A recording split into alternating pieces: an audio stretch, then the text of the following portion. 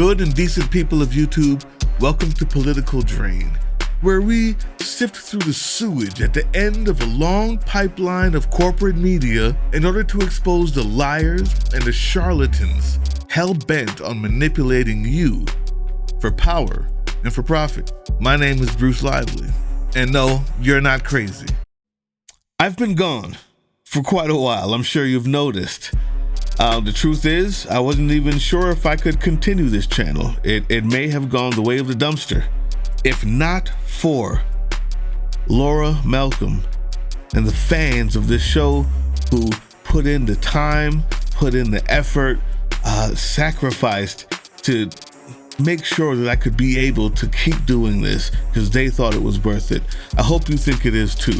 Now, last week we had a Republican debate. Again, another one. Without the person who's the presumptive nominee being there, I'm not sure we can call it a debate. More like an audition for vice president or for 2028. I don't know. But we had it. And I promise you, listen, I have a lot to say. We're going to get into Ramaswamy. We're going to get into that. We're going to get into Christie. We're going to get into Tim Scott, who, by the way, dropped out today. Anyway, the point is, did you notice the violence, the lust for violence, the calls for violence? See, they may have gotten past you because, quite frankly, the right has become so well known for being more extreme than the last time you saw them on TV, to the point where there's no limit to the extremities that they'll reach. And if they're not that extreme, you kind of wonder what's going on. Take a listen to this. I would be telling Bibi, finish the job once and for all with these butchers, Hamas. They're terrorists. They're massacring innocent people. They would wipe every Jew off the globe if they could. Now, DeSantis, he says, I'm going to tell Bibi to finish the job once and for all. What does that mean? And by the context of your answer, there's no treaties.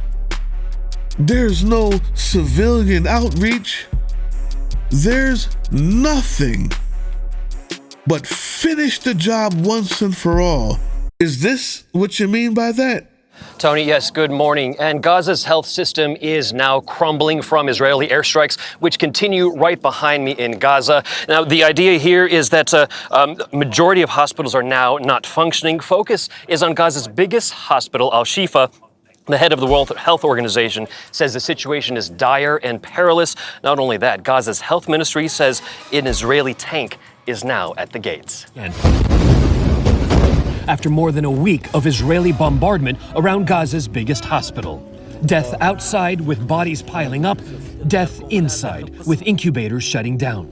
Finish the job for once and for all. That kind of sounds to me like a final solution. What does that mean, Ron? And why were you clapping? They're terrorists. It seems to me like every single time someone got a little bit more violent, a little bit more extreme, the claps got just a little bit louder. If someone in the drug cartels is sneaking fentanyl across the border when I'm present, that's going to be the last thing they do. We're going to shoot them stone cold dead. Ambassador Haley.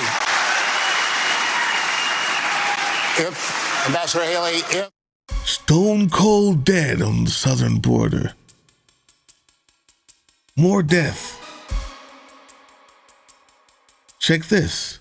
The first thing I said to him when it happened was I said, finish them. Finish them. And the reason is I worked on this every day when I was at the United Nations. Vivek Ramaswamy wants to bomb Iran. We've gone beyond helping someone else's war to bombing Iran. And it has to get worse. Tim Scott now. Well, number one, I would tell Prime Minister Netanyahu, not only do you have the responsibility and the right to wipe Hamas off of the map. Thank God he's dropped out.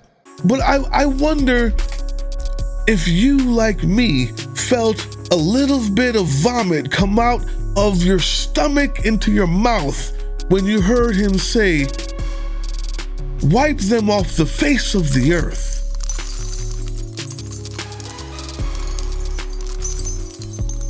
Violence is the theme of the day. Who's more violent? Who's more extreme? The only answer that they had to nuanced situations is kill them. That's what everybody had to say at a debate to become the leader of the free world. That was their answer to everything. People coming across the border, kill them. Ask Ron DeSantis. People fighting in the Middle East, eradicate them, destroy them, bomb them. All of them. None of them are innocent. Remember? As a whole, I would encourage the other side to not so lightly throw around the idea of innocent Palestinian civilians, as is frequently said. I don't think we would so lightly throw around the term innocent Nazi civilians during World War II. We're going to speak later about a bill related to Palestinian education, run by the Palestinian Authority, the anti-Semitic teachings that they put within their own schools. So the kids in those schools, learning what their parents are teaching them, aren't innocent? As a matter of fact, this is the point of the show. Violence and death threats have become the politics of the right. There is nothing else, to the point where your own House representatives use it to try to gain power. 4 GOP lawmakers initially backed Jordan, but switched their votes Wednesday against him, including Iowa's Marionette Miller Meeks. She said she's getting credible death threats and a barrage of threatening calls, but will not bend to bullies. Jim Jordan's allies had been threatening members of the Republican Party, including one of the voicemail threats by a Jim Jordan ally that was sent to a wife of a Republican congressperson. Here's what it sounded like. Why is your husband such a pig? Why would he get on TV and make it of himself? Because he's a deep state prick? Because he doesn't represent the people? So what we're going to do is we're going to come follow you all over the place. We're going to be up your ass. We're not like the left. We aren't violent, but we're going to follow your ass. Every appointment you have, everything you do, you will not be left alone because your husband, Jim Jordan, or more conservative, or you're going to be molested like you can't ever imagine. Really, dog? Yes, really. Because death threats have become the politics of the right. The conservative voting systems manager of Georgia disagreed with Donald Trump. So the conservative voting systems manager of Georgia immediately got death threats. Just as when Arizona Secretary of State Katie Hobbs disagreed with Donald Trump, Secretary of State Hobbs immediately got death threats. Georgia Secretary of State Brad Raffensperger, a Republican, disagreed with Donald Trump. Secretary of State Raffensperger immediately got death threats. Health inspectors in Milwaukee attended a Donald Trump rally. The health inspectors immediately got death threats. Dr. Anthony Fauci disagreed with Donald Trump. Dr. Fauci immediately got death threats. A steel workers union president disagreed with Donald Trump. The steel workers union president immediately got death threats. The commencement speaker at Hampshire College disagreed with Donald Trump. The commencement speaker immediately got death threats, 50 of them. Heather Heyer disagreed with Donald Trump. Heather Heyer was murdered at Charlottesville.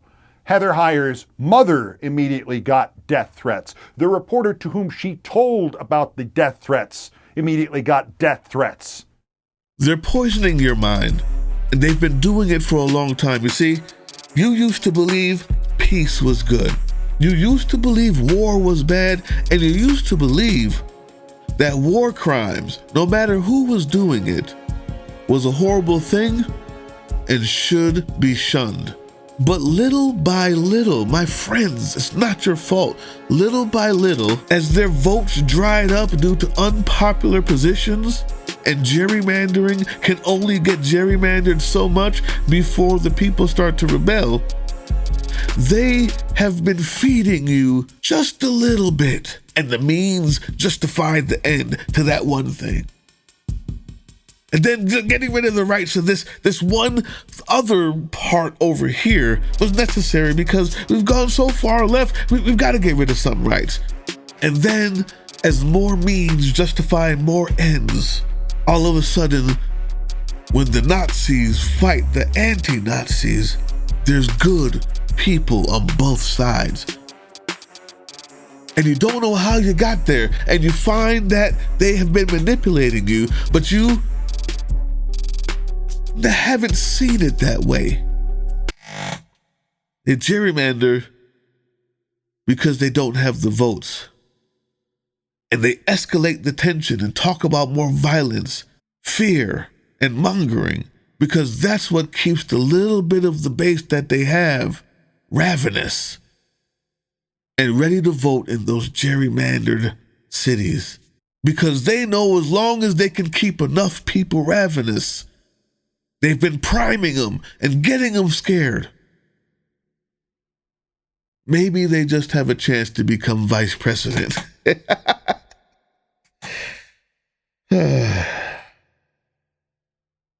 Now that you know, demand better. Violence is the theme, and I don't think that's what you wanted when you signed up.